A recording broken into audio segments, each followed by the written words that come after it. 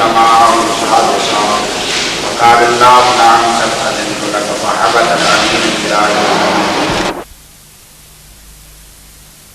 في مهماتنا بحق دم المظلوم.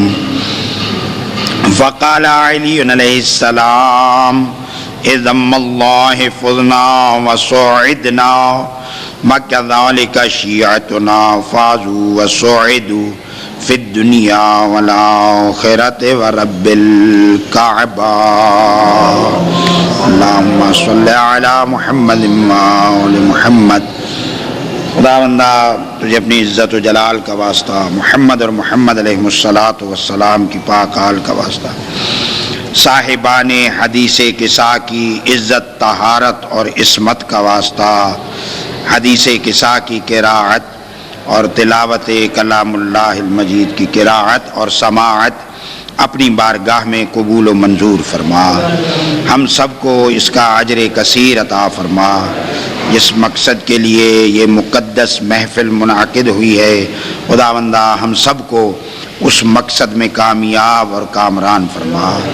جو مومنین مومنات اس سال سفر حج پہ تیار ہے، خداوندہ ان کے سفر کو سلامت فرما. صحیح اعمال، عمرہ مفردہ، عمرہ تمتع، حج تمتع، مکہ معظمہ کی زیارات، مدینہ منورہ کی زیارات صحیح بجا لانے کی توفیق عطا فرما. خداوندہ محمد و آل محمد علیہ الصلاۃ والسلام کا صدقہ ہمارے اس سفر کو مبارک اور سلامت فرما. اس قسم کا مبارک سفر ہر کسی کو نصیب فرما، ہر کسی کو یہ سعادت عطا فرما. خداوندہ محمد و آل محمد علیہ الصلاۃ والسلام کا صدقہ ہمارے گناہوں کو نہ دیکھ، اپنے رحم و کرم پہ نظر فرما. یہ تیری نظر عنایت ہے، نظر کرم ہے، نظر شفقت ہے کہ ہم سب اس مرتبہ حج کی سعادت سے فیض یاب ہو رہے ہیں. خداوندہ ہمیں صحیح اعمال بجا لانے کی توفیق عطا فرما. خداوندہ محمد و آل محمد ان کو بھی نصیب فرما جو نہیں جا سکے، ان کو بھی نصیب فرما جو نہیں جا سکتے، ان کو بھی یہ توفیقات عطا فرما کہ وہ بھی تیرے اس گھر کی زیارت کریں، حج بیت اللہ انجام دیں، مدینہ منورہ کی حاضری دیں، روضہ رسول کی زیارت کریں، جنت البقیع کی زیارت کریں. خداوندہ محمد و آل محمد کا صدقہ ہم سب کی توفیقات میں اضافہ فرما. جو بے اولاد ہیں ان کو اولاد نرینہ عطا فرما، جو مقروض ہیں ان کے قرض ادا فرما، جو پریشان حال ہیں ان کی پریشانیوں کو دور فرما، جو سفر کے سفر کو بے خطر فرما. عراق کے حالات بہتر فرما، عراق میں امن قائم فرما. ائمہ معصومین علیہم الصلاۃ والسلام کے روضوں کی خود محافظت فرما. ایران کو سلامت فرما. 8ویں آقا کی اس نگری کو اپنی حفظ و امان میں قرار دے. لبنان، فلسطین، کشمیر کے مسلمانوں کو فتح نصیب فرما.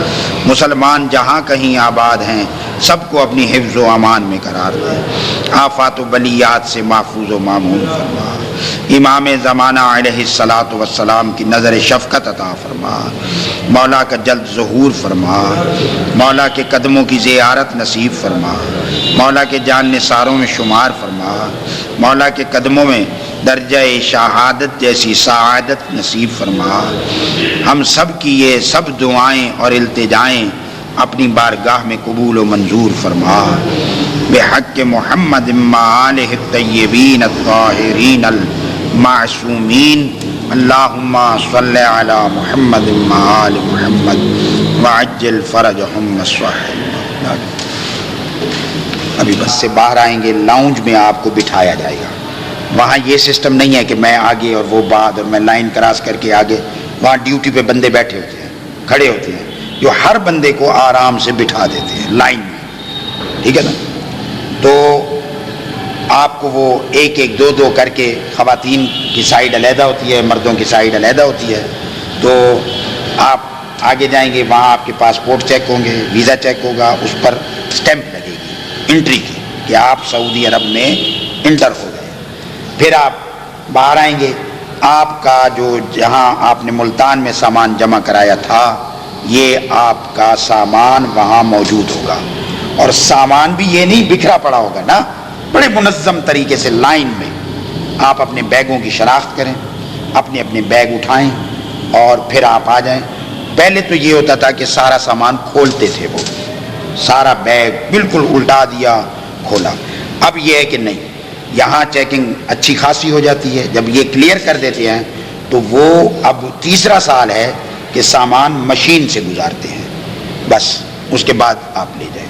اگر کوئی اس میں ایسی چیز نہ ہو تو پھر وہ بیگ کھلواتے نہیں ہیں۔ آپ نے وہاں سے اپنا سامان اٹھا کے باہر آنا ہے، ٹھیک ہے نا، لاؤنج سے باہر آئیں گے، باہر ریڑھیوں والے کھڑے ہوں گے، سرکاری ڈیوٹی پہ ہوں گے وہ، آپ ان کو اپنا بھاری بیگ جو ہے وہ دے دیں، خود نہ اٹھائیں، آپ ان کو دے دیں اور بے فکر ہو جائیں۔ اس میں آپ یہ کریں کہ بڑے بیگ میں آپ پیسے ویسے نہ رکھیں، آپ پیسے، میں یہ بیگ کھلوا کے آپ کو اس کا طریقہ بتاتا ہوں، تو اپنے چھوٹے بیگ میں رکھیں اور اپنے ہاتھ میں جو بیگ ہو اس میں آپ اپنے پاس رکھیں، وہ بیگ آپ کو دے دیں، ان کو دے دیں۔ اب مسئلہ یہاں پر یہ ہے کہ جب ہم باہر نکلتے ہیں نا، وہاں باہر پھر کاؤنٹر ہے، وہاں آپ پاسپورٹ دیں گے، آپ کی وہ ٹکٹیں جو ہے نا ہر پاسپورٹ کے ساتھ چسپاں کر دیں گے، ٹھیک ہے، آپ ان سے پھر بھی پاسپورٹ اور ٹکٹ لے لیں گے۔ وہاں اس کے بعد کوئی بندہ وہاں رک نہیں سکتا۔ اب میں پچھلے سال رکا، بھئی ہمارے کاروان کے لوگ آئیں گے تو وہ پریشان نہ ہوں، پھر وہ کہیں گے جی وہ ہمارا سالار پتہ ہے کدھر گیا، پریشان ہو جاتے ہیں نا۔ لیکن مجبوری یہ ہے کہ وہاں رکنے نہیں دیتے ایک بندے کو بھی، اتنا ان کا سخت انتظام ہوتا ہے۔ وہ کہتے ہیں ہمارے بندے کھڑے ہیں، وہ ہر پاکستانی کو پاکستان کے پورشن تک پہنچا دیں گے۔ لہذا پچھلی دفعہ میں نے تھوڑے سا اصرار بھی کیا، ضد بھی کی، تو انہوں نے کہا ہماری ریکویسٹ ہے کہ آپ یہاں کھڑے ہیں۔ اس کی وجہ یہ ہے، سعودی نظام میں یہ ہے کہ اگر میں کھڑا بھی ہو جاؤں، مجھے روکنے والے آئیں پھر بھی میں کھڑا رہوں، وہاں ہر مقام پر ویڈیو کیمرے فٹ ہیں، وہ دیکھ لیتے ہیں یہ بندہ یہاں پر کیا کر رہا ہے، کیوں کھڑا ہے، ان کے انتظام میں خلل آتا ہے۔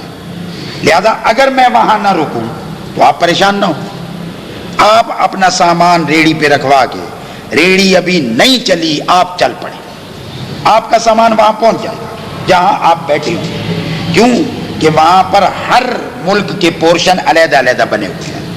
بھئی آپ پاکستان کا پورشن ہے، آپ وہاں جمع ہوں گے، پھر پاکستان کے پورشن میں بھی علیحدہ علیحدہ اور پورشن بنے ہوئے ہیں کہ کراچی والوں کا علیحدہ ہے، لاہور والوں کا علیحدہ ہے، اسلام آباد والوں کا علیحدہ ہے، کیونکہ ہم شمار ہوں گے کراچی والے، کیوں کہ اس کی وجہ یہ ہے کہ ہماری جو اصل پرواز ہے نا وہ کراچی کی ہے، کراچی سے جدہ ہے نا، وہ جو حج پرواز ہے، یہ ملتان سے کراچی والی جو ہے یہ تو لوکل پرواز ہے نا، جائیں گے ہم ملتان سے ہی جہاز پر، سرکاری انتظام پر ہی، جو ہم نے جس طرح فارم فل کیے ہیں، لیکن یہ ہے کہ شمار ہماری پرواز وہ ہوگی، اصل پرواز وہ ہے، تو ہم کراچی والے ایریے میں بیٹھیں گے، وہاں آپ کا سامان آ جائے گا، آپ وہاں اطمینان سے بیٹھیں، باتھ روم ہے، فریش ہونا ہے، پی آئی اے والے اترتے ہوئے جہاز سے آپ کو ایک پیکٹ دیں گے جس میں کچھ فروٹ ہوگا، کچھ بسکٹ ہوگا، جوس ہوگا، وہ آپ وہاں بیٹھ کے کھائیں پئیں۔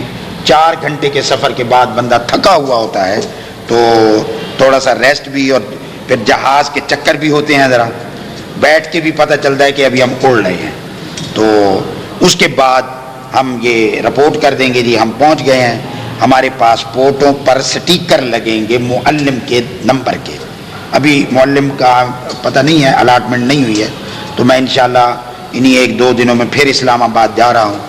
تو اب آپ کی خدمت کے لیے آپ کو پتہ ہے کہ ہر حاجی صاحب تو اپنے اپنے گھروں میں آرام سے تشریف فرما ہے۔ 2 دفعہ میں اسلام آباد ہوا اور یہ الحمدللہ شکر ہے خدا کا کہ جس حوالے سے، جس طریقے سے ہمارا گروپ اوکے ہوا ہے، تو یہ اللہ تعالیٰ کی خصوصی عنایت اور اس کی شفقت اور امام زمانہ علیہ السلام کی طرف سے یہ عطا تھی کہ محنت ہوئی ہے، کام کرنا پڑتا ہے۔ ہمیں پتہ ہے کہ اب آپ کی دعاؤں سے یہ 15واں سال ہے، تو ہمیں پتہ ہے کہ درخواستیں جمع کرانے کے بعد روٹین کیا چلانی ہے، کیسے کام کو آگے لے کے چلنا ہے۔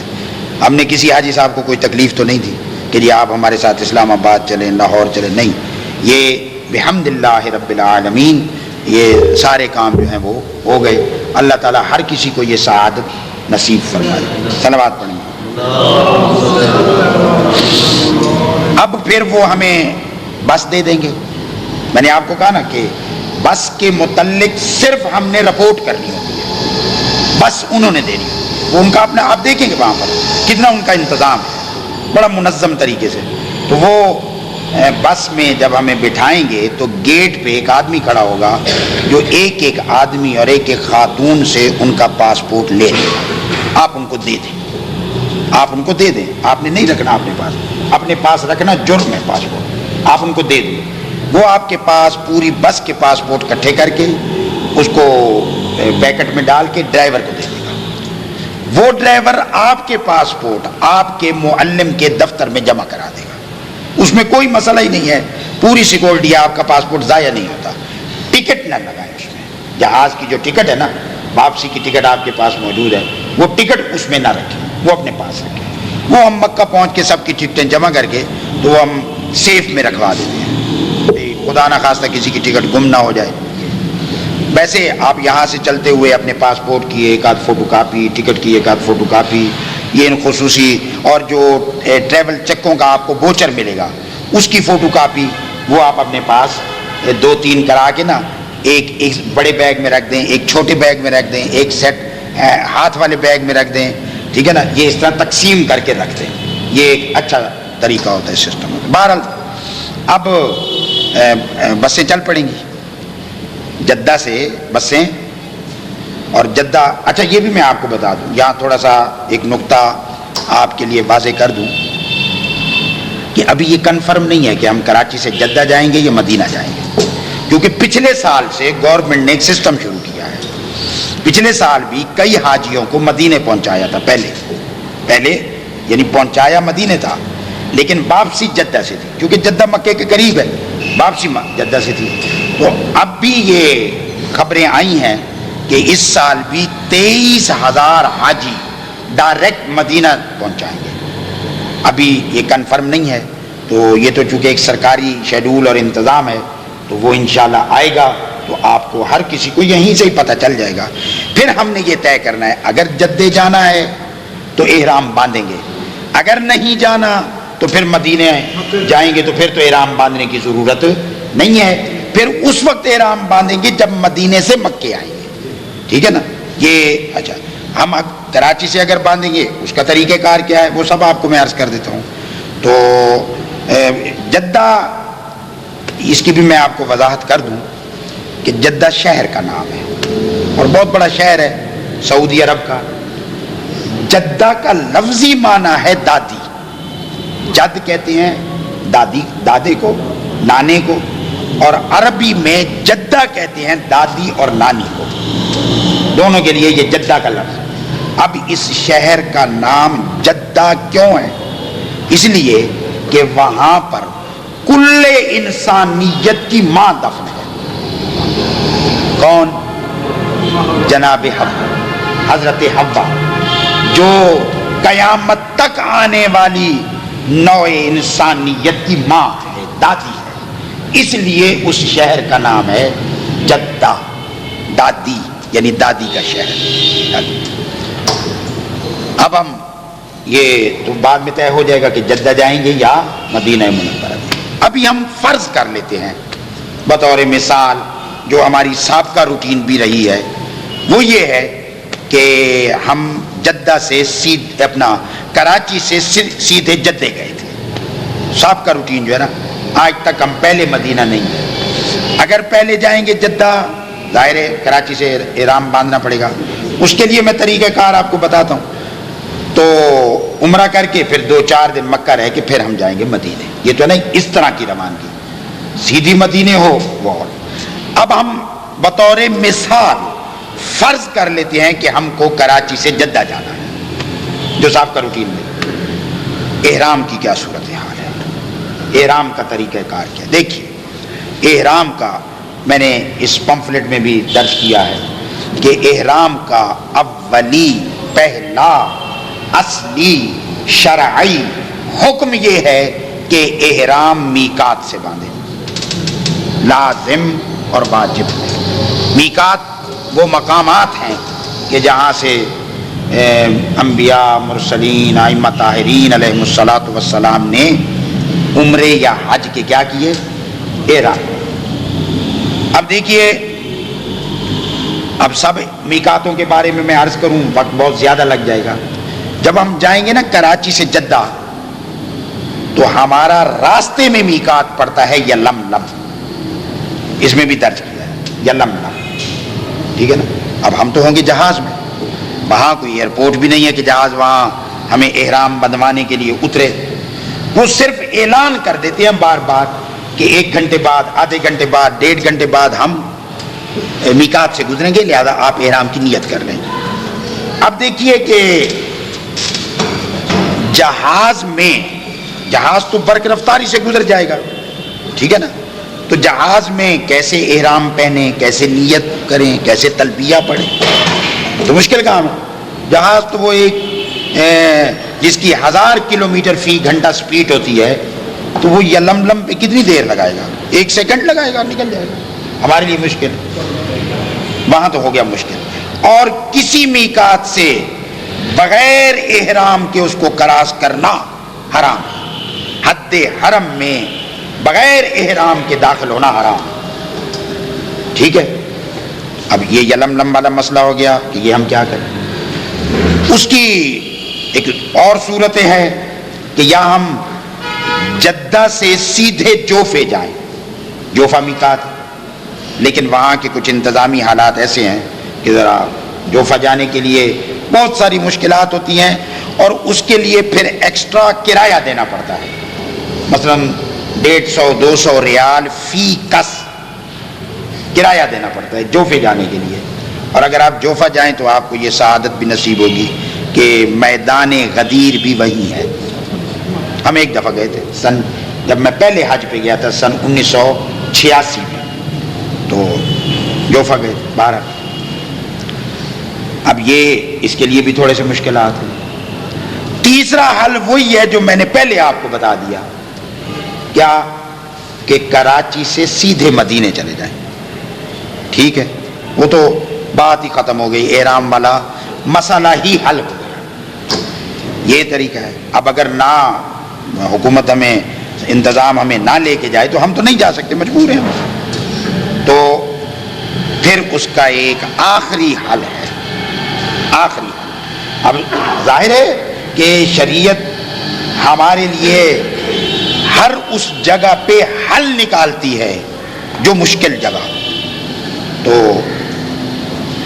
شریعت انسان کو تکلیف ما لا یطاق نہیں دیتی، یعنی ایسی تکلیف کہ جو انسان کے بس میں ہی نہ رہے، طاقت میں ہی نہ رہے، تو وہ اس کا حل ہے کیا کہ ہم کراچی سے منت کا احرام باندھیں۔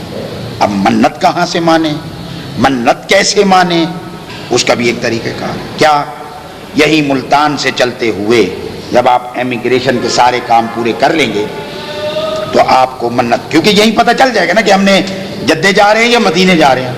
جس دن آپ کی حاجی کیمپ میں حاضری ہوگی، آپ کو ٹکٹ ملے گی، تو اس وقت آپ کو پتہ چل جائے گا، یا ممکن ہے شیڈول کارڈ پہ بھی لکھا ہوا آ جائے کہ آپ نے پہلے مدینہ منورہ جانا ہے، بہرحال وہ تو طے ہو جائے گا، پتہ چل جائے گا۔ ہم یہیں حاجی کیمپ میں بسوں پر سوار ہونے سے پہلے منت مان لیں گے، کیا کہ ہم کراچی بخیر و عافیت پہنچ جائیں تو انشاءاللہ تعالی وعلیکم السلام، امیگریشن کے کاموں سے فارغ ہو کر، امیگریشن تو خیر ساری یہیں ہو جائے گی، تو وہاں سے ہم عمرہ مفردہ کا احرام باندھیں گے، منت ہو گئی۔ دیکھیں نا، عمرہ مفردہ بذات ہی خود مستحب ہے، سنت ہے، ٹھیک ہے، اللہ تعالیٰ ہر کسی کو توفیق دے، مستحب۔ لیکن ہر سنت کام جب اس کی منت مان لی جائے تو واجب ہو جاتا ہے، جب منت پوری ہو جائے تو واجب ہو جاتا ہے، لیکن منت مانی جاتی ہے ایسے کام کی جو مستحب و سنت ہو، واجب اور حرام کام کے لیے منت نہیں مانی جاتی۔ مثلا کوئی کہے جی میرا فلاں کام ہو جائے میں نماز ظہر پڑھوں گا، تو ویسے ہی واجب ہے، آلریڈی واجب ہے، آپ نے اس کو منت کے ذریعے کیا واجب کرنا ہے، یا خدا نہ خواستہ کوئی حرام کام کی منت مانے کہ جی میرا فلاں کام ہو جائے میں شراب پیوں گا، حرام ہے وہ تو ویسے ہی حرام ہے، اس کو آپ منت کے ذریعے کیسے حلال کر سکتے ہیں؟ سوال ہی پیدا نہیں ہو سکتا۔ لہذا یہ ہو، اب آپ نے جب اس کی منت مان لی، اس کے لیے منت کے لیے ہم آپ کو عربی کے الفاظ دہروائیں گے، لازم ہے وہ کہ اس میں عربی کے الفاظ آپ دہرائیں جو ہم نے اس پمفلٹ میں درج کر دیے، ٹھیک ہے؟ اور کیا آپ منت مانیں گے ان الفاظ کے ساتھ کہ للہ علی ان احرم بعمرۃ المفردۃ من مطار الکراچی بعد فراغ الامور الانتظامیہ، یہ درج ہے، یہ عربی کے جملے اس میں درج ہے، ٹھیک ہے نا؟ کہ مطار عربی میں کہتے ہیں ایئرپورٹ کو، کراچی کو عربی میں کراچی کہتے ہیں، کیونکہ چے عربی میں نہیں آتی، کراچی۔ یہ آپ نے یہاں سے منت مانی، اب جب آپ وہاں پہنچ جائیں گے کراچی تو اب ادائیگی منت کے لیے آپ نے کیا کرنا ہے؟ کیا کرنا ہے؟ احرام باندھنا ہے، ٹھیک ہے؟ آپ کے لیے وہاں پر سٹے کے ہوں گے صرف 2-2.5 گھنٹے، اور بندہ ہوگا 450۔ آپ نے وہاں پہنچ کے آرام نہیں کرنا، سونا نہیں ہے بھئی ہم 2.5 گھنٹے آرام کر لیں، سونا ہی، اپنے آپ کو ریڈی رکھیں، باتھ روم جانا ہے، فریش ہونا ہے، وہ کریں، اور احرام کے کپڑے پہنیں، احرام کے کپڑے۔ پھر یہ ہے کہ احرام سے پہلے غسل احرام یہ مستحب ہے کہ غسل احرام کریں گے، اس کی بھی ہم نے نیت اس میں درج کر دی ہے کہ غسل احرام عمرہ مفردہ کرتا ہوں قربتاً الی اللہ۔ باقی غسل کا طریقہ وہی ہے جو غسل جمعہ یا غسل جیسے کیے جاتے ہیں، ان کا طریقہ وہی ہے۔ مستحب ہے کہ احرام کی نیت کرنے سے پہلے آپ 6 رکعت نماز پڑھیں، 2 کر کے، 2 رکعت نماز عمرہ مفردہ پڑھتا ہوں، برائے احرام عمرہ مفردہ پڑھتا ہوں قربتاً الی اللہ، وہ آپ نے پڑھی۔ اگر کوئی واجب نماز کا ٹائم ہے تو واجب نماز پڑھ لیں، اس کے بعد احرام کی نیت کر لیں۔ کپڑے آپ پہن لیں احرام کے، ٹھیک ہے؟ وہ کیسے پہننے ہیں وہ ہم ابھی آپ کو پریکٹس کر کے بتا دیتے ہیں۔ تو اب آپ احرام کے کپڑے پہن کے مسجد میں بیٹھے ہیں، نماز پڑھ لی، پھر ہم نیت کریں گے کیا کہ ادائیگی منت کرتے ہوئے، وہ جو منت آپ یہاں مانیں گے، ٹھیک ہے نا؟ اور اتفاق یہ ہے کہ ہم بیٹھے بھی حاجی کیمپ کے سامنے، تو ادائیگی منت کرتے ہوئے عمرہ مفردہ کا احرام باندھتا ہوں یا باندھتی ہوں، واجب یا صرف قربتاً الی اللہ ہی کہہ دیں، کیونکہ قربت کا لفظ دونوں کو شامل ہوتا ہے، مستحب ہو یا واجب، دونوں کو شامل۔ اب جب آپ نے احرام کے کپڑے پہنے ہوئے تو پہلے سے ہیں، ان کو یہ نیت کرتے ہوئے کپڑوں کو حرکت دیں، خواتین بھی اور مرد بھی کپڑوں کو حرکت دیں کہ جی میں یہ اب احرام عمرہ مفردہ باندھ رہا ہوں قربتاً۔ اسی کے ساتھ آپ نے تلبیہ پڑھنا ہے، اور تلبیہ بھی ہم نے اس میں لکھ دیا ہے، اور اس کی تاکید کی ہے کہ آپ اس کی ہر روز مشق کریں، کیونکہ عموماً عام لوگ جو ہیں جو قرآن پڑھے ہوئے ہیں وہ تو ٹھیک ہے، بعض لوگ قرآن مجید نہیں پڑھے ہوئے ہوتے تو وہ ان کو ذرا عربی کے الفاظ ادا کرنا تھوڑا سا مشکل ہوتا ہے، تو ہم نے اس میں لکھا ہے کہ اس کی مشق کا بہترین طریقہ یہ ہے کہ آپ ماشاءاللہ نماز کے تو پابند ہوں گے جی، نماز تو آپ پابندی سے پڑھتے ہی ہوں گے نا جی، ہر نماز واجب کے بعد آپ تلبیہ کی ایک تسبیح پڑھ لیں، بہتر طریقہ۔ ممکن ہے آگے پیچھے ادھر ادھر ٹائم ملے نہ ملے، اس وقت تو ذرا بندے کے پاس ٹائم ہوتا ہے، اور کوشش کیا کریں جتنا دیر ہو سکے مصلی عبادت پہ بیٹھ رہنا۔ آپ تو وہ ہیں کہ جن کے چوتھے امام کا لقب ہے زین العابدین، عبادت کرنے والوں کی زینت، سید الساجدین، سجدہ کرنے والوں کے سردار۔ اللہ اکبر، عبادت کو ٹائم دیا کریں۔ ما خلقت الجن والانس الا لیعبدون، میں نے جنوں اور انسانوں کو پیدا نہیں کیا صرف عبادت کے لیے، عبادت کے لیے۔ اور عبادت صرف اسی چیز کا نام نہیں ہے کہ نماز روزہ پڑھیں اور یہ کریں نا، جب آپ نماز پڑھتے ہوئے سورۃ الحمد پڑھتے ہوئے کہتے ہیں ایاک نعبد اے اللہ میں تیری عبادت کرتا ہوں، تو اس کا معنی یہ ہے کہ میرا ہر کام تیری عبادت کے لیے ہے، چاہے میں دکان پہ بھی بیٹھا ہوں تو تیری عبادت کر، کیوں؟ کسب حلال کر رہا ہوں، رزق حلال کما رہا ہوں، یہ بھی عبادت ہے۔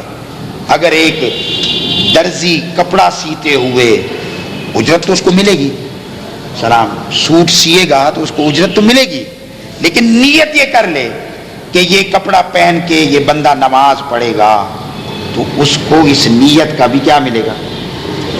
ثواب ملے گا۔ اب ہم مثال احرام لیتے ہیں، بیگ بنواتے ہیں، وہ یہ نیت کر لیں گے جی یہ حاجی اپنا سامان اٹھا کے مکہ اور مدینہ جائیں گے، اجرت تو ان کو مل جائے گی، لیکن اس نیت کا بھی ان کو ثواب ملے گا۔ وہ تو ان کا آخر روزگار ہے، ہر کسی کا اللہ تعالیٰ نے روزگار بنایا ہوا ہے، لیکن صرف اسی نیت کا بھی ان کو ثواب مل جائے گا۔ تو صلوات پڑھیں محمد وآل محمد۔ تو میں یہ عرض کر رہا تھا کہ آپ تلبیہ کی کیا کریں؟ مشق، اپنے اپنے مقامی پیش نمازوں سے رابطہ رکھیں، ان کو اپنی قراءت سنائیں، تصحیح قراءت کریں، تلبیہ نماز کے مسائل کو اچھی طرح یاد کریں، اپنا وضو ان کو کر کے دکھائیں، چیک کرائیں۔ یہ ایسی چیزیں ہیں کہ یہاں پر بھی ہمیں ان کی تصحیح کی ضرورت ہے، ہر روز جو نماز پڑھنی ہے، ٹھیک ہے نا؟ صرف یہ تو نہیں ہے وہاں جا کے تصحیح کریں، اپنے غسل کا طریقہ ان کو بتائیں کہ جی ہم ایسے کرتے ہیں، اگر کوئی غلطی ہے تو وہ صحیح کرا لیں۔ اچھا، احکام نماز میں واجبات نماز ہیں، ارکان نماز ہیں، یعنی واجبات میں دو تقسیمیں ہیں، ایک واجب رکنی ہیں، ایک واجب غیر رکنی ہیں، ان کی تو جو ہے تصحیح کرائیں۔ اور نماز کے رکن کا تو یہ حکم ہے کہ اگر وہ رکن انسان بھول جائے یا جان بوجھ کے چھوڑ دے یا اضافہ کر دے، نماز باطل ہو جاتی ہے، ٹھیک ہے نا؟ لہذا ان چیزوں کی آپ یہیں سے ہی تصحیح کریں۔ تو میں عرض یہ کر رہا تھا کہ تلبیہ کی تصحیح وہ کیسے ہے؟ لبیک اللہم لبیک، لبیک لا شریک لک لبیک، ان الحمد والنعمت لک والملک لا شریک لک لبیک۔ یعنی آج تک اگر آپ نے نہیں دہرایا تو آج کے بعد تو آپ کو ٹائم نکالنا چاہیے، فرصت نکالنی چاہیے کہ جس مقصد کے لیے اب آپ نے اتنا پیسہ بھی لگایا، اور آج کا یہ پورا دن، یہ آپ کا دن دینا کوئی معمولی بات نہیں ہے کہ اپنے سارے کام کاج چھوڑ کے آپ یہاں آ گئے، کیوں؟ یہی دلچسپی تھی آپ کو، تاکہ وہاں جو ہم جائیں تو ہم سے کوئی غلطی اور اشتباہ۔ اب میں 2-4 دفعہ یہ تلبیہ پڑھتا ہوں، آپ بھی ساتھ ساتھ اس کو پڑھتے جائیں۔ اور پھر یہ ہے کہ یہ آپ کے سامنے ہے، ویڈیو کیسٹ تیار ہو رہی ہے، پھر ہم نے اس کی سیڈیاں بنوانی ہے، تو آپ کو سیڈیاں بھی دیں گے۔ آپ کے اب تو ہر گھر میں کمپیوٹر ہے، تو آپ کو کمپیوٹر پہ، وعلیکم السلام، اپنا ہر روز اس کو سنیں اور اس کی تیاری کریں۔ پھر آپ اگر کہیں گے کہ حج کلاس مزید گھنٹہ 2 روز کی ہونی چاہیے، خصوصاً ہم رکھتے ہیں تصحیح قرات کے لیے اور نماز کے اعمال وغیرہ کے لیے، تو وہ اس کے بعد بھی میں آپ کی خدمت میں حاضر ہوں۔ لبیک اللہم لبیک، لبیک لا شریک لک لبیک، ان الحمد والنعمت لک والملک لا شریک لک لبیک، لبیک اللہم لبیک، لبیک لا شریک لک لبیک، ان الحمد والنعمت لک والملک لا شریک لک لبیک، لبیک اللہم لبیک لبیک لا شریک لک لبیک ان الحمد والنعمت لک والملک لا شریک لک لبیک لبیک اللہم لبیک لبیک لا شریک لک لبیک ان الحمد والنعمت لک والملک لا شریک لک لبیک لبیک اللہم لبیک لبیک لا شریک لک لبیک ان الحمد والنعمت لک والملک لا شریک لک لبیک لبیک اللہم لبیک لبیک لا شریک لک لبیک ان الحمد والنعمت لک والملک لا شریک لک لبیک. اب آپ نے تلبیہ پڑھ لیا. محرم جو بندہ احرام پہن لینا وہ ہو جاتا ہے محرم. مردوں نے احرام یہ پہننا ہے کہ ان سلے دو کپڑے، نیچے کوئی بنیان، کوئی انڈر ویئر، کوئی جراب، کسی قسم کی کوئی چیز نہیں پہنی. خواتین کے لیے وہ اپنا لباس پہنیں گی، اوپر احرام ہوگا، کوٹ، اور اپنے یعنی سائز کے مطابق جس طرح نماز کی چادر پہنتی ہیں یہ اسی طرح کی ایک چادر بنوا لیں گی، جس کے متعلق میں آپ کو عرض کروں گا. احرام کے کپڑے بھی ابھی آ جائیں گے.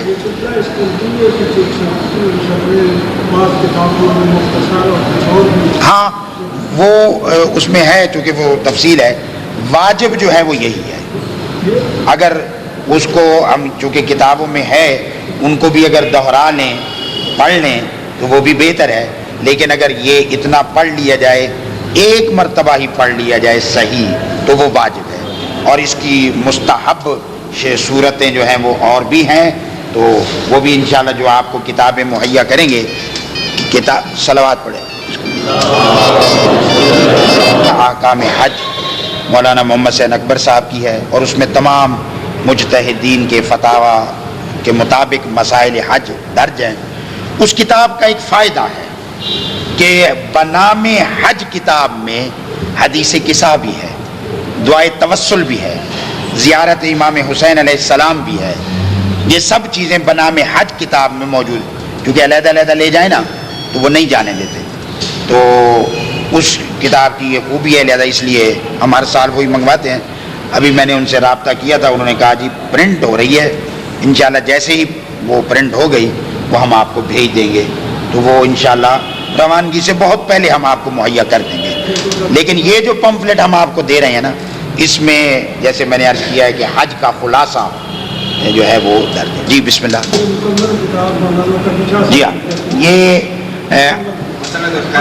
ہاں، یہ علامہ سید تقی شاہ صاحب کی کتاب ہے، جو انہوں نے بمطابق فتاوی آیت اللہ العظمیٰ شیخ محمد فاضل درج کی ہیں اور ترجمہ کیا ہے.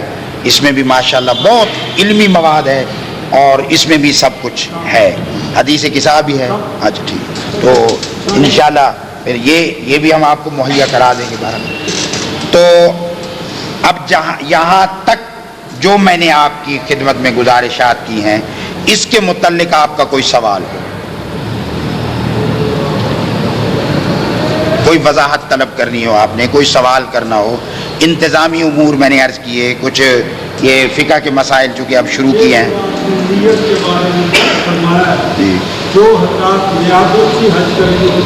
نہیں، یہ پہلا عمرہ مفرد حج ہے، یہ تو اپنا ہوگا، یہ تو اپنا ہے. وہ جو نیابت نا اس کا یہ ہے کہ میں نے جیسے عرض کیا ہے نا کہ اصل یہ ہے کہ احرام باندھنا ہے میقات سے. میقات پہنچنے کی جو مشکلات ہیں وہ میں نے آپ کو عرض کر دی ہیں کہ یلملم سے جہاز گزر جائے گا، جدہ سے جوفا ہم جا نہیں سکتے، جدہ سے مدینہ ہم جا نہیں سکتے پہلے اگر پرواز جدے کی ہوئی، میقات کے حوالے سے تھوڑا سا کیا ہم پہ یلملم پر میقات نہیں، چونکہ ہمارا گزر تو یلملم سے ہے نا، لیکن بعض کہتے ہیں کہ نہیں ہم جدہ میں اتریں گے اور جدہ کی میقات جو ہے وہ جوفا بنتا ہے. نہیں جوفا بندہ ہے، یہ راستے میں آتا ہے یلملم، اور جہاز اس کے اوپر سے گزرتا ہے یلملم سے، جوفا لے کے نہیں جاتے. میں نے عرض کیا ہے کہ آپ جا سکتے ہیں، چلے جائیں گے، لیکن وہ 150 200 ریال روپے نہیں. میرا کہنے کا مقصد یہ ہے کہ کیا ہم کہیں 150 200 کی بچت کی خاطر تو یہ کام کر سکتے ہیں؟ اس کے باوجود بھی مشکل ہوتا ہے، اس کے باوجود بھی مشکلات ہوتی ہیں. ہاں بعض اوقات ایسا ہوتا ہے کہ کئی حاجیوں سے لے لیے پھر ان کو لے نہیں گئے، راستے میں گئے جی وہ آگے راستہ بند ہے جی. میقات سے جو ہے احرام باندھنا وہ تو لازم ہے. ہاں لازم ہے، لیکن یہ علماء نے مجتہدین نے ایک حل نکالا ہے. یہ صرف یہ نہیں ہے کہ میں اپنی طرف سے بیان کر رہا ہوں، باقاعدہ ایک کچھ علماء جو ہے نا وہ کہتے ہیں کہ نہیں، منت کے بارے میں کسی کا کوئی اختلاف نہیں، سب نے اجازت دی ہے. یہ حل ہے کہ جو جب ایک مشکل میں پڑ جائیں تو لکل مشکل حل، ہر مشکل کا ایک حل. کا مقصد یہ ہے کہ ابھی آپ نے فرمایا کہ واجب چیز کے لیے منت نہیں کر سکتے، مان سکتے، مثلا نماز جو اب احرام مفردہ یا حج کے لیے تو واجب ہے. حج کی بات ابھی نہ کریں نا، ہم عمرے پہ کھڑے ہیں. عمرہ کے لیے عمرہ مفردہ میں نے عرض کیا واجب نہیں ہے، یہ واجب نہیں ہوتا، یہ مستحب ہے، سنت ہے. کسی سنت کام کی ادائیگی کے لیے آپ منت ماننے وہ واجب ہو جاتا ہے. اب 13 رجب کا روزہ رکھنا سنت ہے، آپ منت ماننے جی میرا فلاں کام ہو جائے تو میں 13 رجب کو روزہ رکھوں گا، اب وہ روزہ سنت نہیں رہے گا، بذریعہ منت وہ واجب ہو جائے گا. ٹھیک ہے نا؟ تو یہ کوئی سنت اور مستحب کام منت کے ذریعے واجب ہو جاتا ہے. شرط یہ ہے کہ پہلے بذات ہی خود وہ واجب نہ ہو اور بذات ہی خود وہ حرام نہ ہو، کیونکہ ان دونوں کی منت نہیں مانی جا سکتی. واجب کو ہر حال میں کرنا ہے، حرام سے ہر حال میں بچنا ہے، اس کی منت نہیں ہو سکتی. اگر ہم پہلے مدینہ گئے تو جی ہاں، پھر تو مسئلہ حل ہے نا، پھر تو کراچی سے احرام باندھنے کی ضرورت ہی نہیں ہے. پھر آپ احرام باندھیں گے جب مدینہ سے آپ واپس آئیں گے. ہاں وہ عرض کر دیا ہے، پھر تو آپ کو احرام اپنے دستی بیگ میں رکھنے کی ضرورت ہی نہیں ہے، اسی سامان میں جمع کرا دیں گے تو جہاز کے اندر جائے گا. ٹھیک ہے نا؟ وہ تو مسئلہ ہی حل ہے. لیکن پہلے مکے جانے کا فائدہ یہ ہوتا ہے کہ پھر ہم ایک عمرہ کر لیا، جب تک مدینے نہیں جائیں گے اور عمرے بھی کرتے رہیں گے. لیکن یہ سب انتظامات ہمارے اختیار میں نہیں ہوتے، یہ وزارت مذہبی امور نے ان سب کاموں کو طے کرنا ہے اور ہمارے لیے فیصلے کرنے ہیں. لہذا ہم وہ جیسے پروگرام دیں گے ہم اس کے مطابق جو ہے وہ کریں گے. صلوات پڑھیں محمد وآلہ. اب حاجی کیمپ کے اور کراچی کے اور جدہ پہنچ کر اس کے تمام انتظامات میں نے آپ کی خدمت میں عرض کر دیے. ٹھیک ہے؟ ایک اور اگر کس نے ڈائریکٹ کراچی سے ہی جانا ہو تو اس کے لیے کبھی گزاریں گے بعد میں، جیسے آپ ہیں، آپ وہیں، چونکہ کراچی میں آپ کا 3 دن سٹے ہوگا، یہ جس دن آپ کی حاضری ہوگی نا اس کے 2 یا 2.5 یا 3 دن بعد پر آپ وہیں کراچی میں پہنچ کے منت مان لیں کہ جی حاجی کیمپ سے جب چلنے لگیں اسی وقت منت مان لیں کہ ہم کراچی ایئرپورٹ پہ بخیریت پہنچ جائیں تو ہم امیگریشن کے کاموں سے فارغ ہونے کے بعد وہ ہم عمرہ کوئی وہاں. یہ ہم تو اس لیے ملتان میں مانیں گے نا کہ ہمارے پاس وہاں وقت کم ہے، 2.5-3 گھنٹے کوئی وقت نہیں ہے.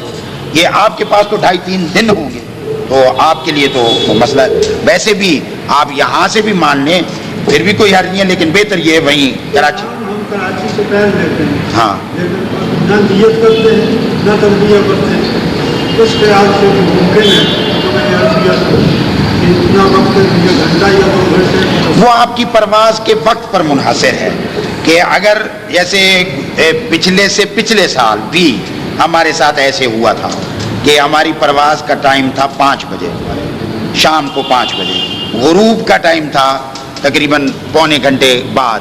ہم نے وہاں ایئرپورٹ پہ جو ہے نا احرام کے کپڑے پہن لیے تھے، نیت نہیں کی تھی. کیوں؟ اس کی وجہ یہ تھی کہ اگر ہم نیت کر لیتے تو جہاز میں بیٹھنے کی وجہ سے جب وہ چلتا چھت والی سواری کے نیچے سفر کرنے کی وجہ سے ہم پر کفارہ پڑ جاتا. لہذا غروب آفتاب کے بعد کئی مجتہدین کا یہ ہے کہ اس کا کوئی حرج نہیں ہے.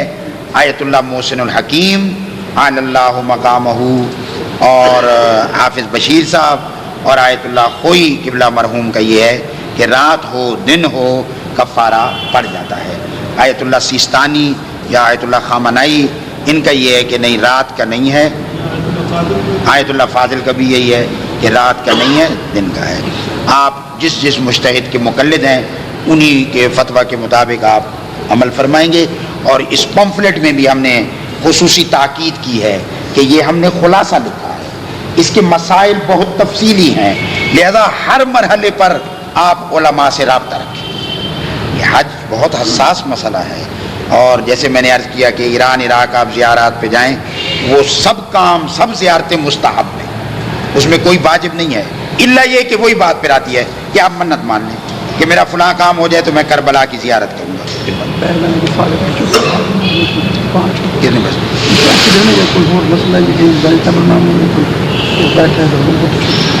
کچھ بیلٹ بنا رہے سارے اللہ آپ کرا کے. اچھا تو جی جی احرام کے جی جی احرام باندھنے کے بعد ہم جوتا جو ہے نا اس قسم کا کیا چیز, ہاں وہ میں عرض کرتا ہوں کیونکہ ابھی احرام کی پریکٹس کرانی ہے کہ یہ ہم نے احرام کس طرح پہننا ہے. تو میں عرض کر رہا تھا کہ جب آپ احرام پہن لیتے ہیں, نیت کر لیتے ہیں, تلبیہ پڑھ لیتے ہیں, تو فقہ کی اصطلاح میں آپ کو کہا جاتا ہے محرم. محرم کا معنی کیا ہے کہ ایسا انسان کہ جس پر کچھ چیزیں حرام ہو گئی ہیں. ٹھیک ہے, احرام کی وجہ سے آپ پر کتنی چیزیں حرام ہو جائیں گی؟ کوئی لسٹ آپ نے یاد کی ہے؟ چلو عدد ہی بتا دیں, ٹوٹل 24 چیزیں جو ہیں. دیکھیے ان چیزوں کو ذرا ازبر کیجیے, یاد کیجیے, اور پورے محرمات احرام کی لسٹ جو ہے نا یہ ہم نے اس پمفلٹ میں درج کر دی ہے کہ کیا کیا چیزیں آپ پر حرام ہیں. تو ہم ہر روز, توجہ ادھر, ہم ہر روز محرم ہوتے ہیں. ابھی 1 بجے محرم ہوں گے. کیسے؟ جب آپ نماز پڑھتے ہیں سب سے پہلی تکبیر کا نام ہے تکبیرۃ الاحرام. یہ بھی احرام وہ بھی احرام.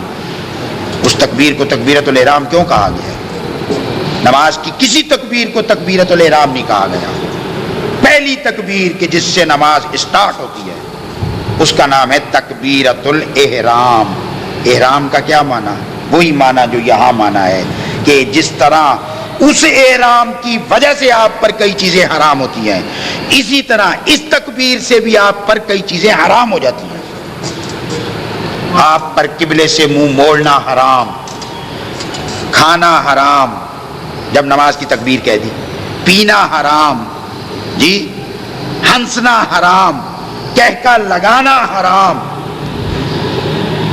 معذرت کے ساتھ چونکہ فقہی مسئلہ ہے اس لیے میں عرض کر ہی دوں, شوہر بیوی پر حرام اور بیوی شوہر پر حرام جب تکبیرۃ الاحرام کہتی.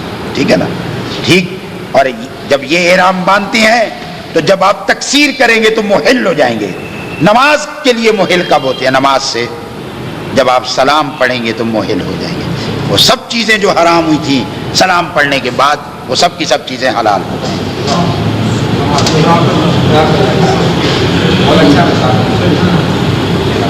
ہر روز ہم محرم ہوتے ہیں, ہم پر کئی چیزیں حرام ہوتی ہیں. جی 5 دفعہ محرم ہو جاتے ہیں, اور بلکہ کوئی سنت نمازیں پڑھتے ہیں تو پھر اور تب بھی ہو جاتے ہیں. تو اس کتابچے میں سب کچھ درج ہے, اور میں نے عرض کیا نا 12 بجے کے بعد آپ کو یہ مل جائے گا کیونکہ فوٹو کاپیاں ہو رہی ہیں. تو اب عمرہ مفردہ کے کل واجب اعمال 7 ہیں. اب ہم آ جائیں نا ترتیب کی طرف. 7 ہیں. پہلا, سب سے پہلا کام احرام. احرام کے بعد مردوں نے سروں پہ کوئی چیز نہیں رکھی، کوئی امامہ، کوئی ٹوپی نہ، کوئی کپڑا، کوئی رومال نہ، کوئی بنیان، انڈر ویئر، بالکل نہیں۔ اور احرام کے ساتھ جو جوتی پہننی ہے وہ ہوائی چپل ہو، اور وہ بھی اگر سفید ہو بہتر۔ اور خواتین جب احرام پہنے تو نیچے جو انہوں نے لباس پہنا ہوا ہو وہ بھی سفید ہو، تو یہ مستحب ہے۔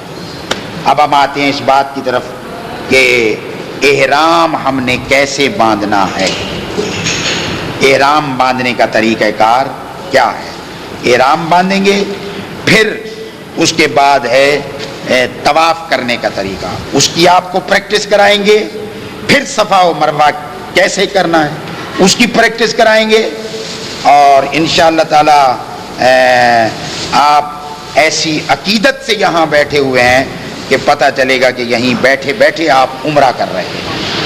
صلوات پڑھیں محمد و آل۔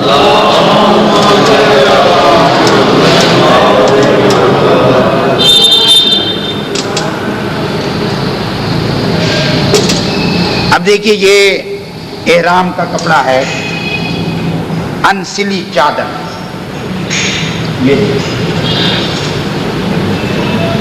یہ تقریباً 2.5 میٹر لمبی ہے، 1 میٹر اس کا عرض ہے۔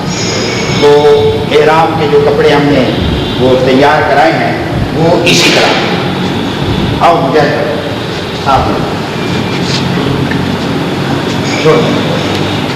یہ مردوں کے لیے احرام کا طریقہ، یہ چادر، ایک چادر نیچے اور ایک چادر اوپر، یہ آپ اس طرح کریں گے، اس چادر کے دونوں کنارے آپ ملا دیں، اس طرح چادر کے دونوں کنارے ملا دیں۔ ایک طریقہ یہ ہے، ایک اور طریقہ ہے وہ ملا دیں۔ اس کے بعد یہاں ہاتھ رکھیں جیسے میں نے درمیان میں رکھا ہوں، پھر اس لڑ کو آپ یہاں آ گئے، اس کو یوں پکڑ کے یہ ٹھیک ہے،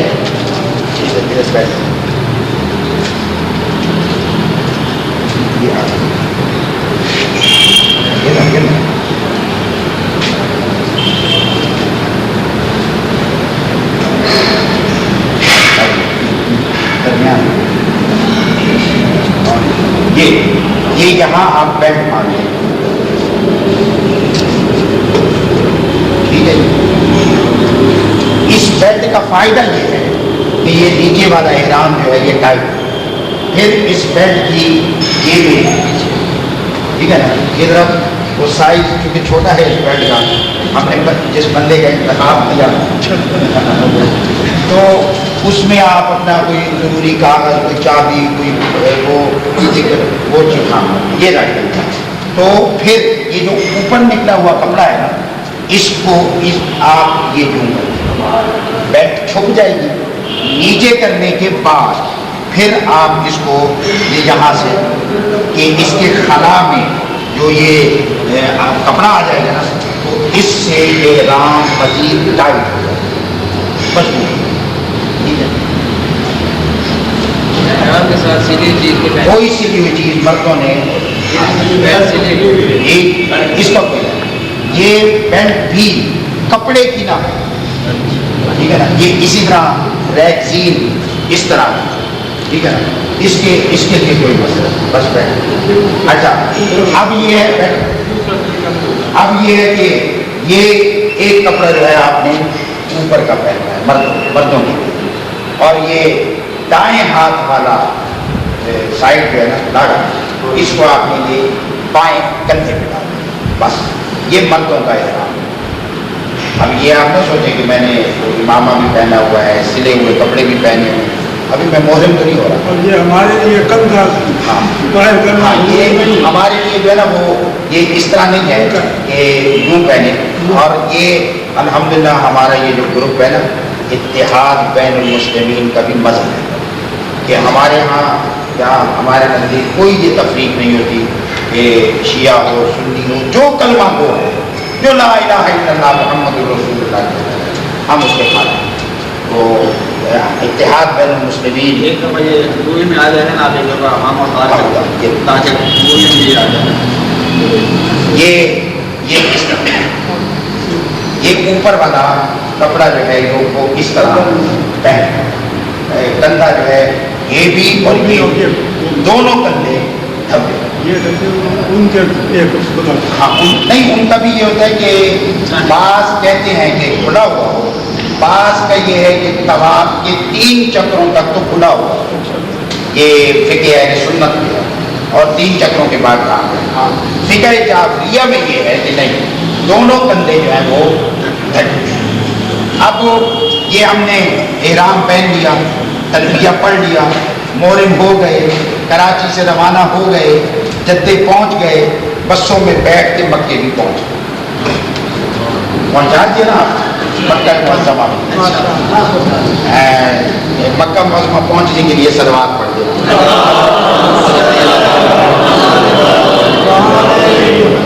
اب مکہ معظمہ میں پہنچ کے پہلے ہم جائیں گے مؤلف کے دفتر، وہ ہمیں بھیجے گا ہماری رہائشوں پر.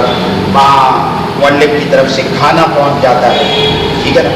تو اس میں آپ نے یہ خیال کرنا ہے کہ احرام کے بعد جو چیزیں حرام ہوتی ہیں نا، وہ لسٹ آپ کو دیں گے. اس میں خوشبو بھی، تو اس میں سالن میں کوئی ایسی چیز نہ ہو کہ مثلا چھوٹی لاچی ڈال دی جائے. خوشبو لگانا، خوشبو کا کھانا، خوشبو کا استعمال، ہیڈک کی ٹافی، چھوٹی لاچی، بڑی لاچی، خوشبو والا صابن، یہ سب چیزیں حرام ہیں. شکار حرام ہوتا ہے، شکار کرنا حرام، شکار کی طرف کسی کو اشارہ کر کے دکھانا حرام، شکار شدہ جانور کا گوشت کھانا حرام، نکاح کرنا حرام، نکاح کا گواہ بننا حرام، ٹھیک، اور پڑھنا بھی حرام تھے، پڑھنا آنا بھی. مطلب بڑی سے بات تو اس طرح میں کو نکاح ملے تو 2000 فیس بن جائے گی، لیکن اگر احرام میں ہمیں کوئی دعوت دے کہ نکاح پڑھ دیں تو وہ ہم نہیں پڑھ سکتے. اب اچھا، تو اب جب آپ مکہ معظمہ پہنچ جائیں گے، اپنی رہائش آپ یہ نہ کہیں گے ہم تھکے، ہمیں تھکاوٹ ہے، ہمیں آرام کرنا نہیں. آپ نے احرام باندھا ہوگا، 24 چیزیں آپ پر حرام ہو چکی ہیں، کوئی غلطی نہ ہو جائے آپ سے، حتیٰ کہ شیشہ دیکھنا بھی حرام ہے. پھر اور میرا خیال ہے آپ ادھر محبت ہی ایسی ہو کہ جو اتنا سفر کر کے آئے ہیں اور مکہ میں ہم آپ کے ساتھ رک جائیں تو کہیں اب ہم آرام کرتے ہیں. آپ کا آرام یہی ہوگا کہ آپ کا آپ کا سکون اسی میں ہوگا، آپ کی راحت اسی میں ہوگی کہ آپ کیا کریں، تشریف لے آئیں وہاں حرم مبارک. اس کے بعد ہم چلیں گے، کٹے چلیں گے، آدھا گھنٹہ آپ کو دیں گے.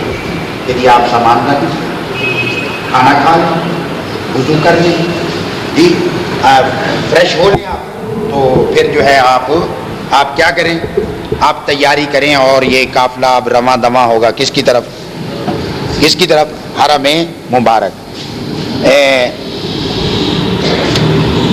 ہیڈ آف دی ڈپارٹمنٹ، یہاں ہر مسجد جو ہے وہاں کیا کرنا، نماز پڑھنا مستحب ہے نا، ثواب ہے.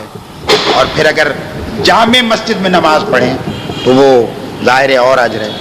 اور اگر کسی کو خانہ کعبہ میں نماز پڑھنا نصیب ہو، شکریہ، خانہ کعبہ میں نماز پڑھنا نصیب ہو جائے. ابھی آپ یہاں نماز پڑھتے ہیں، کوسوں دور ہے آپ سے کعبہ، لیکن کتنی عقیدت و محبت سے آپ نماز پڑھتے ہیں.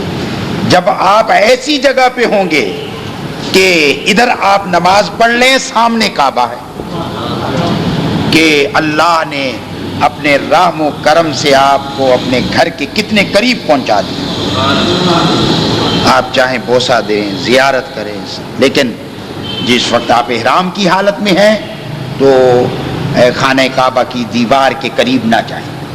اس کی وجہ یہ ہوتی ہے کہ احرام کی وجہ سے ہم پر خوشبو حرام ہے، کعبے کی دیواروں اور غلاف کو خوشبو لگی ہوئی ہوتی ہے. آپ پہلے عمرے کے اعمال پورے کر لیں، پھر جتنا مرضی کعبے کو چومتے رہنا ہے. اور اگر آپ نے عقیدت کی نگاہوں سے دیکھا تو جہاں آپ کعبے کو چومیں گے، کعبہ بھی آپ کو چومے گا. اور حکم ہے کہ باب بنی شیبہ سے داخل ہوں. وہاں ایک مرتبہ علامہ صادق حسن صاحب نے اپنی تقریر میں یہ فرمایا تھا کہ باب بنی شیبہ سے داخل ہونے کا حکم اس لیے ہے کہ وہاں پر کفار و مشرکین وہاں جب جنگ ہوئی تھی اور قتل ہوئے تھے تو ان کو وہیں دفن کر دیا گیا تھا. تو اس لیے حکم ہے کہ پہلے انہیں لتاڑو اور پھر کعبے میں داخل ہو. اگر وہ دروازہ بند ہو عموماً بند ہوتا ہے چونکہ پتہ ہے کہ یہ آتے ہیں اسی لیے آتے ہیں تو لہذا وہ بند. پھر باب فتح سے داخل ہو جائے یا جس دروازے پہ داخل ہو جائے. اب جب آپ داخل ہوں گے خانہ کعبہ میں تو آپ کی نگاہ پڑے گی کعبے پر. بے ساختہ آپ کی آنکھوں سے آنسو نکل آئیں گے. بے ساختہ آپ چاہیں گے نہ چاہیں گے خود بخود نکل آئیں گے. اور حکم کیا ہے کہ کعبے پہ نگاہ رکھ کے جو دعا مانگو گے دعا قبول ہوگی. کئی مقامات ہیں نا, کئی اوقات ہیں کہ جب دعا مانگی جائے تو وہ دعا کیا ہوتی ہے؟ دعا قبول ہوتی ہے. جی بارش کے وقت دعا مانگیں دعا قبول ہوتی ہے. تلاوت کلام پاک کے بعد دعا مانگیں دعا, نماز کے بعد دعا مانگیں دعا قبول ہوتی ہے. اپنے والدین کو کہیں وہ دعا مانگیں دعا, جن کے والدین فوت ہو گئے وہ اپنی والدین کی قبروں پہ جا کے دعا مانگیں دعا قبول ہوتی ہے. خطبہ جمعہ کے بعد اور اقامت نماز جمعہ سے پہلے ان کے درمیان میں جو دعا مانگیں دعا قبول ہوتی ہے. جی اور قبہ امام حسین کے نیچے دعا مانگیں, وہ دعا بھی کیا ہوتی ہے؟ مسجد کوفہ میں جو دعا مانگے وہ دعا قبول. کعبے پہ نگاہ رکھ کے جو دعا مانگیں گے وہ دعا. اب بعضی بلکہ اکثر روایات میں یہ ہے کہ جو پہلی دعا مانگیں گے نا آپ وہ کیا ہوگی؟ پہلی دعائیں کیا کس کو قرار دیں؟ دعائیں تو بہت سی ہوتی ہیں, حاجتیں تو بہت سی ہوتی ہیں, خواہشات اور التجائیں تو بہت سی ہوتی ہیں. کس دعا کو پہلی دعا قرار دیں؟ اولاد کی دعا ہے, رزق کی دعا ہے, مکان کی دعا ہے, صحت کی دعا ہے, والدین کے لیے دعا ہے, بزرگوں کے لیے دعا ہے. اب کس دعا کو ہم پہلی دعا قرار دیں کہ اس نے قبول ہونا ہے؟ ایک طریقہ ہے اس کا کہ ایک ایسی جنرل دعا تیار کریں کہ جس میں تمام دعائیں پہلی دعا بن کے آ جائیں, تمام کی تمام دعائیں پہلی دعا بن کے آ جائیں. اور اگر وہ دعا قبول ہو گئی تو آپ کی سب دعائیں قبول ہو جائیں گی. وہ ہوگی بھی ایک دعا, ہوگی بھی پہلی دعا, آ جائیں گی اس میں سب دعائیں. کیا کعبے پہ نگاہ رکھ کے آپ دعا کریں کہ یا اللہ مجھے ایسی سعادت نصیب فرما کہ میں جب کبھی جہاں کہیں جو کوئی دعا مانگا کروں قبول ہو جایا کرے. یہ جنرل دعا ہے نا, ایک دعا ہے نا, سب دعائیں سمٹ کے آ گئیں اس میں کہ جب کبھی جہاں کہیں جو کوئی دعا مانگا کروں وہ دعا قبول ہو جائے گا. تو آپ بن جائیں گے مستجاب الدعا, کہ آپ کی دعائیں کیا ہو جائیں گی؟ قبول ہو جائے گا. پھر لوگ آپ سے آ کے کہیں گے کہ آپ ہمارے لیے کیا کریں؟ دعا کریں. تو اللہ کی ذات آپ سب کو یہ سعادت نصیب فرمائے کہ آپ جو دعا جہاں کہیں بھی مانگا کریں قبول ہو جائے. لیکن اس کے لیے میں ایک عرض کروں گا, طریقہ ہے اس کا.